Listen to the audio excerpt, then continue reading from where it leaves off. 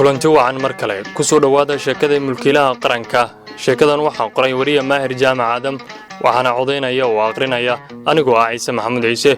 waxaad ka heli kartaa channelka ogaalka audio som iyo sidoo kale bogga Facebook ee Maahir Jaamac Aadam. qaybtantii ka horeysay waxaanu ku soo sheegnay in qolkii ay ka dhalatay su'aal ay iyagu gaar isu weydiinayeen oo ahayd waa kuma Maahir. waxa su'aashaas jawaab aan kol dambe oo ila wadaagay aan su'aal ka keenay aniga oo jilliin cadho ah muujinaya Master Wadani. waxaan soo warinay in qolkan la keenay muuqaal Facebook live ah oo loogu talagalay in dadka qolka ku jira ay akhristaan faallooyinka oo aan ka mid noqday dadka akhristay kommentiyada laga bixinayay muuqaalkaas. sidoo kale waxaanu soo warinay in aqooyaankii labaad ee xogdoonka aan u ahaa uu ila wadaagay xugo muhiim ah oo aan qaybtii hore ka soo sheekeynay. haddaba maxaa xigay? ku soo dhawaada qaybta 11aad ee sheekada mulkiilaha qaranka.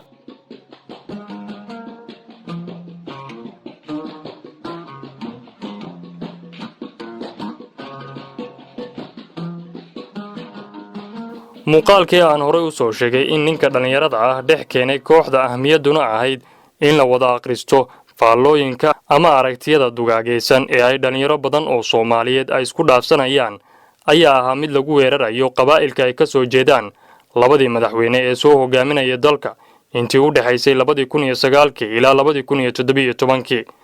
wuxuuna ninka dhalinyarada ah markaas isticmaalayay hab ujeedadiisa uu dadbayo laakiin dhinaca isku muujinaya nin raacsan ama taabacsan fikirka nabad iyo nolol. waxaanse aan aad u hubaa in ninkaas cidda uu dulminayo iyo cidda uu u muujinayo taageerada labadaasba uusan midna guushooda rabin, laakiin wuxuu u samaynayaa sheekadan iyo mawduucan inay sii kala durkaan ugu yaraan dad isku fikir ahaa oo danta dalkan u arkayay mid, laakiin shakhsiyaad jacaylka ku kala dudayaan. way sii socon weysay inaan wax badan anigoo aamusana ahaan sii dhex joogo kooxdaas. waxaan duubay cod ugu yaraan 6 daqiiqo soconayay oo aan ku beeninayo dhammaan sheegashadii qowmiyado kale ee magaalooyinka ka midka ah dalka Soomaaliya. waxaan daliishaday taariikho aan maqalhayay oo ku saabsan in Soomaalidu ay ka facweyn tahay Oromada, xagga taariikhaha deegaankana ay Oromadu dambeysay oo ay haatan ku fadhido dhul Soomaaliyeed.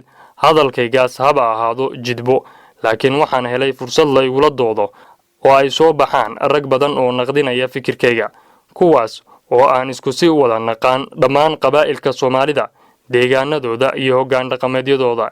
ha yeeshee anigu xitaa magacyada qaar ay sii kala qaadayaan dhexdooda ayaanan xitaa fahmi karin ama aanan u lahayn wax aqoon ah. waxaa bilowday waqtigii ay wax kasta yeelan lahaayeen sharaxaad iyo faham iyadoo aanan marna la isweydiin ma odhan anigu war ma Oromo ama Xaaro, Gambeel, Xanfar ama Masai baa tihiin walaalayaal. laakiin taas beddelkeeda waxaa ka dhignayd inaan sameeyay aragti ka fog sheekadii la isku jiibinayay ee qolka dhex taalay. wax yar kadib waxaa ku soo biiray dooda Master Wadani oo bilaabay inuu maalmahanba iigu yeero abti. wuxuu aad u difaacay aragtidaydii laga cadhooday isagoo oo yidhi waa inaan ognahay in la kala fikir duwanaan karo.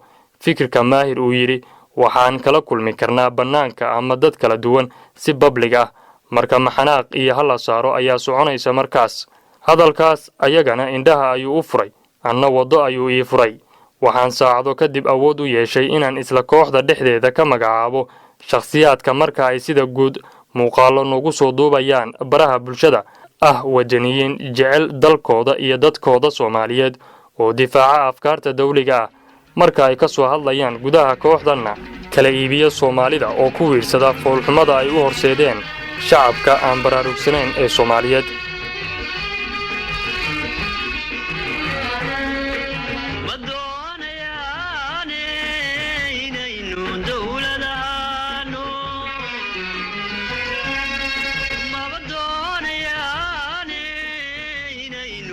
waxaan magacaabay labo ayaga ka mid ah, labaduba magac ahaan iyo shakhsi ahaan waa ay garanayaan, laakiin mid ka mid ah ayaa ii sheegay inaan in ka badan 10 sano ka hor ku wada nooleen Muqdisho annagoo ah arday hal iskuul wax ka barta.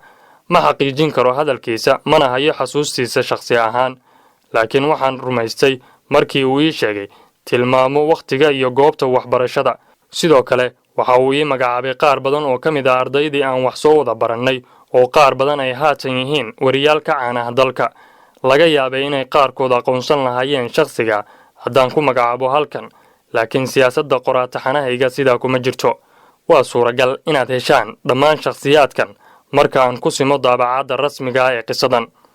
labadaas nin waxay leeyihiin sifooyin ah inay aad ugu jidbaysan yihiin taageeridda nabad iyo nolol, waxayna badi abuuraan mawduucyo u dhigan inay dadka jeclaysiiyaan nabad iyo nolol, laakiin taa beddelkeedu waa kuwa si dadban u bahdila nidaamka dawliga ah ee Soomaaliya, oo ay ku qasbaan in dad badan oo waxgarad ah ay karaahsadaan habka ku talagalka ah ay raggaasi u soo gudbinayaan fikirka taageerada nidaamka dawliga ah, oo ay u dhigayaan hab sumaysan oo kala soocaya dadka dan wadaagta ah.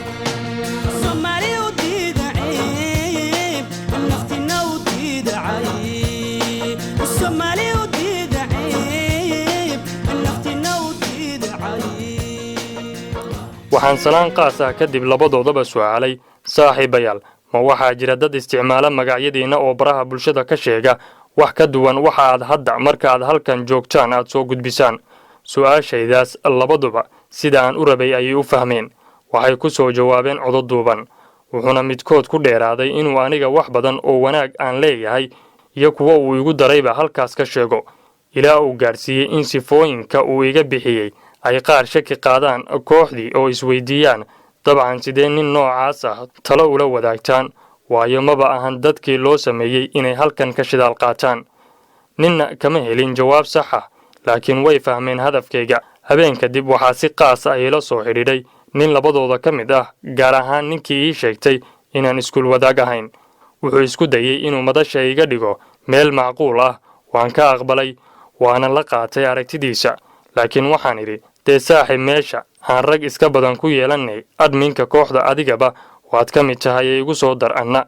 isla habeenkiiba wuu igu soo daray, wuxuu habeenkaasi siiyey hadiyad qaali ah oo uusan war ka hayn. isla daqiiqado kadib waxaan qolkii ku soo daray 9 dhalinyaro, wariyaal, dhakhaatiir iyo macallimiinba leh, kuwaas oo kala jooga Muqdisho, Somaliland iyo Puntland. waxaan ka hor inta aanan dhex keenin qolka la qabadsiiyey in ujeedku tahay in ay la fahmaan dadkan, isdabciyaan oo aysan la yaabin ama ka cadhoon waxa ay arkaan. dhammaanteen waan wada qaadanay fikirkaas.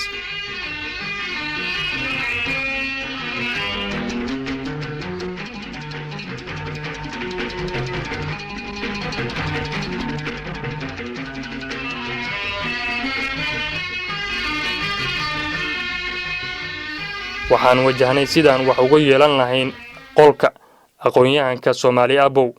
raggan mid walba waxaan ku kalsoonahay qadiyadiisa, waxaana hubaa inay rag kale oo adag iga maqan yihiin. waxaa bilaaban doona halganka lahaanshaha gruubka iyo dadka dhex jooga ah. inta aanan la gaarin ka hadlidda lahaanshaha dhul iyo khayraad ay leedahay ummaddii uu Ilaahay ku manaystay, waxaa xasaasi maraysa xaaladda kooxda, waanse wada gaari doonaa dhammaadkeeda.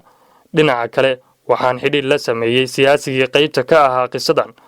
waxaan danaynayaa inaan wax badan sii ogaado, sida aragti ahaan uu aaminsan yahay cidda ay dhab ahaan yihiin dadkan dal iyo dibadba jooga ee halkan ku wada jira. muddo ayay qaadatay inuu ii soo jawaabo, haddana weli wuu ku kalsoonaan la'yahay xog uu nin wariye ah la wadaago, oo waxaa isu sawiray halista ay ku yeelan karto isaga. laakiin marna ujeedkaygu ma ahan inaan dhibaateeyo isaga ama aan sameeyo baahin uu halis kala kulmayo. keli ah waa inaan helo fikirkiisa siyaasiga si aan isugu geeyo waxa aan arkay ama maqlay iyo waxa uu ii sheegi doono. la soco qaybta 12.